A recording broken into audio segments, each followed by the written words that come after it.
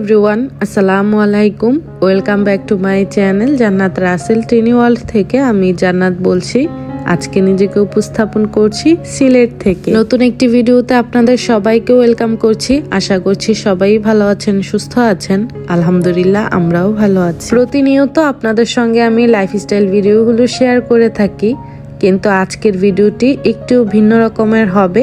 আজকে আপনাদের সঙ্গে শেয়ার করব আমার খুবই সুন্দর কিছু মুহূর্তের অংশগুলো। আশা করছি আপনাদের কাছে ভালো লাগবে। এখানে যে পাসপোর্টগুলো দেখতে পাচ্ছেন, এগুলো হচ্ছে আমার যা এবং তার দুইটা মেয়ের পাসপোর্ট। আজকে আমাদের খুব লম্বা জার্নি করতে হবে। সকালবেলা উঠি ঢাকা থেকে আগে কুমিল্লায় আসলাম, একটু পরে আবার রওনা হব সিলেটের উদ্দেশ্যে। আমার যা এবং জায়ের মেয়েদেরকে নিয়ে আমরা সিলেট যাব। তার আগে বলে নিচ্ছি, এই ক্লিপটা ছিল হচ্ছে ফেব্রুয়ারির 6 তারিখে। আমাদের বাড়ির তখন প্রথম ছাদ ঢালাই হবে এবং সিঁড়ির কাজ চলছিল। তো আমরা হচ্ছে এখন সিলেটের উদ্দেশ্যে রওনা হয়ে গিয়েছি। আমার বড় ভাসুর, উনি হচ্ছেন ইটালিতে থাকেন দীর্ঘ 5 বছর যাবত। সেখানে আলহামদুলিল্লাহ ভাইয়ার নিজস্ব বিজনেস আছে। কিছুদিনের মধ্যে উনি সেখানে ফ্ল্যাটও কিনবে। এখন হচ্ছে তাদেরকে পাঠানোর পালা, যেহেতু ভাইয়া সেখানে অনেক বছর যাবত আছে।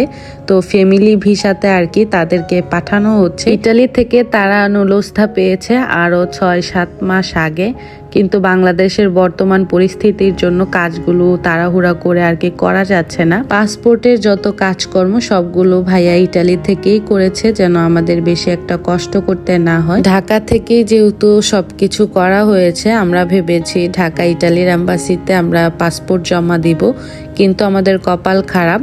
আমরা ঢাকা ভিসা এম্বাসিতে সিরিয়াল পাইনি।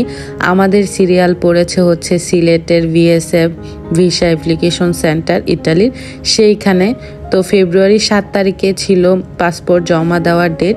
এই তারিখে না আসলে আবার 1 মাস পিছিয়ে যেত। সেই জন্য আর কি তড়িঘড়ি করে আমাদের সিলেটে আসা। তো আলহামদুলিল্লাহ আমরা যে কাজে এসেছি, আমাদের কাজ সম্পূর্ণ হয়েছে। সবার আগে হচ্ছে আমরা এসেছি, এসে আমাদের সিরিয়ালটা দিয়ে গিয়েছিলাম। তো তাদেরকে আর কি ভিতরে নেওয়া হয়েছে। তাদের কাগজপত্রের কাজ আছে, তাদের ছবি তুলবে, তাদের সিগনেচার নিবে। তো আমরা তাদের জন্য বাহিরে ওয়েট করছিলাম। সিলেটে আমাদের প্রথম সকাল এবং সিলেটে প্রথম সূর্য উদয় দেখছি, আলহামদুলিল্লাহ। তো তাড়াতাড়ি আমাদের কাজ সম্পূর্ণ হয়েছে। মেয়েদের আনন্দ দেখি হয়তো বুঝতে পারছেন তারা কত খুশি তার বাবার কাছে যাবে। জিম যখন 7-8 মাসের ছোট্ট বাচ্চা ছিল, তখন তার বাবা তাদেরকে রেখে দূর প্রবাসে গিয়েছে। তো জিমের যে অনুভূতি সেটা কিন্তু অন্যরকম। ওর বাবার ভালোবাসা এত একটা বুঝতে পারিনি, ফিল করতে পারিনি। ও ভালোবাসা এত একটা পায় উনি তার বাবার। তো সেই দিক দিয়ে চিন্তা করলে তারা তো মহা খুশি। এখন শুধু আল্লাহ যদি রহমত করে ভিসাটা বের হলেই তারা চলে যাবে তার বাবার কাছে, অনেক দূরে ইটালি। তো আলহামদুলিল্লাহ বলি কেন, আসলে জায়ের জন্য অনেক বেশি খুশি লাগছে।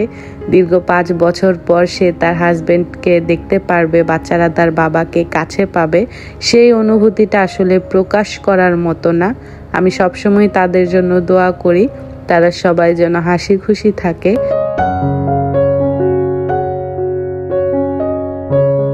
সিলেট আসছি এত কষ্ট করে, সিলেটের সৌন্দর্য যদি উপভোগ করে না যেতে পারি, তাহলে তো সিলেট আসাটাই ব্যর্থ। তো আমরা আজকে সিলেটে স্টে করব। আজকে আমরা ঢাকা ব্যাক করব না, কুমিল্লা যাব না।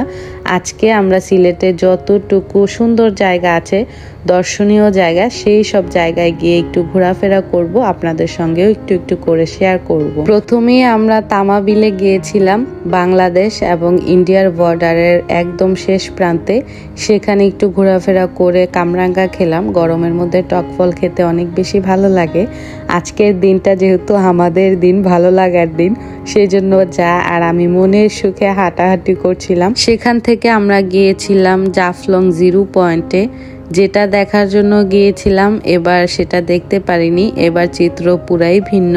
এখানে নৌকা ভর্তি শুধু বালু উত্তোলন করা হচ্ছে, বালু আর কি নেওয়া আসা হচ্ছে নৌকা দিয়ে। এটা দেখেও খুব ভালো লাগলো। সেখান থেকে 10 মিনিটের জার্নি করে আমরা জাফলং এর পাহাড় দেখতে আসলাম। এই পাহাড়গুলো হচ্ছে বাংলাদেশে, ওই পাশের পাহাড়গুলো হচ্ছে ইন্ডিয়ার মানে ভারতের। আর যে ছোট্ট বাড়ি ঘরগুলো দেখা যাচ্ছে সেইগুলো হচ্ছে ভারতের ডাউকি শহর। তো এই যে মানুষগুলোকে দেখতে পাচ্ছেন সিলেটের জাফলংয়ের সৌন্দর্য উপভোগ করতে দেশ থেকে বা দেশের বিভিন্ন প্রান্ত থেকে পর্যটকরা এসে ভিড় করছে। এখানে অনেকে পিকনিক করতে আসছে, বনভোজনে আসছে। এখানে এসে তো দেখলাম রান্না বান্নাও চলছে।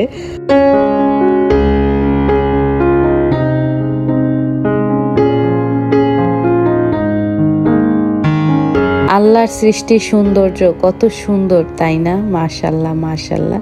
এই সৌন্দর্যের তুলনা আসলে কখনোই করা যাবে না, এই সৌন্দর্যের শেষও হবে না। তো সেখান থেকে আমরা আসলাম হচ্ছে নিচে অনেক বড় এরিয়া নিয়ে হচ্ছে হাট বসেছে। এই হাটটা নাকি প্রতিদিনই বসে। এই হাটে ভারতের এবং বাংলাদেশের দুই প্রান্তের বা দুই দেশের মানুষ এসেই আর কি কেনাকাটা করে। তো এটা দেখার জন্য অনেকগুলো সিঁড়ি বেয়ে নিচে এসেছি।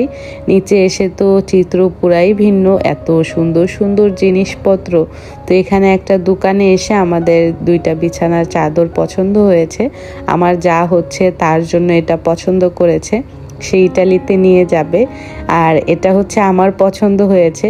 আমার যেহেতু এটা পছন্দ হয়েছে সেই জন্য আমার যাকেও একটা দিয়েছি, আমিও একটা নিয়েছি। এই বিছানার চাদরের ভিডিও হয়তো বা আপনারা দেখেছেন। আমি যেহেতু মেয়ে মানুষ হচ্ছে সংসারের জিনিসপত্রে বারবার আটকায়। আর আমি জান্নাত তো বহুবার আটকাই। যেখানেই সংসারের জিনিস দেখি চুপ করে দাঁড়িয়ে থাকি, তারপর দেখে কেনাকাটা করি। তো এখানে আসার পর হাট থেকে অনেক কিছু নিয়েছি সংসারের প্রয়োজনীয় জিনিসপত্র, সেগুলো আর শুট করা হয়নি। আজকে সিলেটে আমাদের শেষ দিন। আমরা সকালে নাস্তা সেরে রওনা হব কুমিল্লার উদ্দেশ্যে। তো সিলেট থেকে বিদায় নেওয়ার আগে আমরা হযরত শাহজালাল এবং শাহপরান মাজারে এসেছিলাম ওনাদেরকে সালাম জানানোর জন্য। এখানে তো প্রতিদিনই হাজার হাজার মানুষের ঢল থাকে। সিলেটের গল্প করতে করতে লাইক চাইতেই ভুলে গিয়েছিলাম। যারা এই পর্যন্ত আমার ভিডিওটির সঙ্গে আছেন তাদের জন্য অনেক অনেক ভালোবাসা এবং দোয়া রইল। যারা লাইক দিতে ভুলে গেছেন প্লিজ একটি লাইক দিয়ে বাকি ভিডিওটি দেখা কন্টিনিউ করবেন। যারা নতুন হয়ে আজকে চ্যানেলটি ভিজিট করছেন, আমার ভিডিওটি প্রথম দেখছেন, চাইলেই চ্যানেলটি সাবস্ক্রাইব করে আমার চ্যানেলের সঙ্গেই থাকতে পারেন। আপনাদের একটা লাইক আপনাদের মতো আরো একজনের কাছে আমার ভিডিওটি পৌঁছাতে অনেক বেশি সাহায্য করবে। সিলেট যাওয়ার পর থেকে না আমার একটা আপুর কথা অনেক বেশি মনে পড়ছিল। ইচ্ছে হচ্ছিল যে আপুর কাছে চলে যাই বা আপুর সাথে দেখা করে আসি। আর যখন মাঝারে গিয়েছিলাম তখন তো আপুকে আরো বেশি মিস করছিলাম। নাবিলা জামান লাইফস্টাইল থেকে নাবিলা আপু কিন্তু সিলেট থাকে, আর মমহিরা আপু কিন্তু সিলেট থাকে। তো তাদের কথা অনেক বেশি মনে পড়ছিল, ইচ্ছে করছিল যে তাদের কাছে ছুটে যাই, তাদের সঙ্গে দেখা করে আসি, কথা বলে আসি। বাসায় ফেরার পর আপুকে যখন কমেন্ট করে বলেছিলাম যে আপু সিলেটে গিয়ে তোমাকে অনেক মিস করেছি, আপু তখন আফসোস করছিল যে হাই আপু আপনি কেন আমাকে বললেন না, বললে হয়তো আপনার সাথে আমার দেখা হতো। এই প্ল্যাটফর্মে এসে অনেক অনেক ভালোবাসার আপুদেরকে পেয়েছি যারা নিঃস্বার্থভাবে ভালোবাসা দেয়, খুবই ভালো মনের মানুষ। তো আপুর জন্য মন থেকে অনেক অনেক দোয়া এবং ভালোবাসা রইল। বাচ্চারা মাজারে এসে অনেক বেশি এনজয় করেছে, বিশেষ করে কবুতর দেখে আর হচ্ছে এই মাছগুলো দেখে। আফিফ তো মহা খুশি। আফিফ বলছিল যে আম্মু এগুলো আমরা বাসায় নিয়ে যাব। আর মাছের যে খাবারগুলো দেয় সেটাও সে খুব আনন্দ সহকারে দিচ্ছিল। একটা জিনিস লক্ষ্য করেছি, ছোটবেলায় যখন এসেছিলাম তখনকার মাছগুলো অনেক বড় বড় ছিল। এক একটা মাছ দেখলেই মনের মধ্যে ভয় কাজ করতো। আর এইবার এসে মাছগুলো আমার কাছে মনে হচ্ছে অনেকটাই ছোট আগের তুলনায়। তো এখন আসছি হচ্ছে হযরত শাহজালাল রহমতুল্লাহর ব্যবহৃত যে কূপের পানি সেটা দেখার জন্য। আর এখানে নাকি একটা স্বর্ণের এবং একটা রূপার কই মাছ আছে। তো স্বর্ণের কই মাছটা নাকি সবাই দেখতে পারে না, যাদের কপাল ভালো, যারা ভাগ্যবান তারাই নাকি স্বর্ণের কই মাছটা দেখতে পারে। এই নিয়ে আমি 3 বার গিয়েছি, 3 বারের একবারও কিন্তু আমার চোখে সেই মাছটা পড়েনি।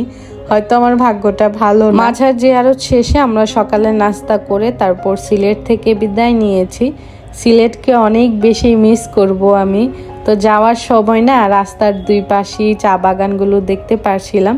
চা বাগানগুলো দেখে এত বেশি ভালো লাগছিল। টানা 3 দিনের জার্নিতে বাচ্চারা অনেক বেশি টায়ার্ড হয়ে গেছে। বাচ্চারা কেন, আমরাই অনেক বেশি ক্লান্ত, কারণ এত টানা জার্নি আমাদের সচরাচর করা হয় না। বাচ্চা দুইটাই অসুস্থ হয়ে গেছে। এখন বাড়িতে চলে আসছি বিকেলবেলা। এসে আম্মা আমাদেরকে খাবার দিল, আমরা খাওয়া দাওয়া করলাম। তো আসার পর দেখলাম আমাদের বাড়ির যে সিঁড়িটা সেটা ঢালাই হয়ে গেছে আর ছাদে আব্বা পানি দিচ্ছে। আজকের ভিডিওটি আপনাদের কাছে কেমন লেগেছে অবশ্যই কমেন্টস করে জানাবেন। সবাই ভালো থাকবেন, সুস্থ থাকবেন। আসসালামু আলাইকুম, আল্লাহ হাফেজ।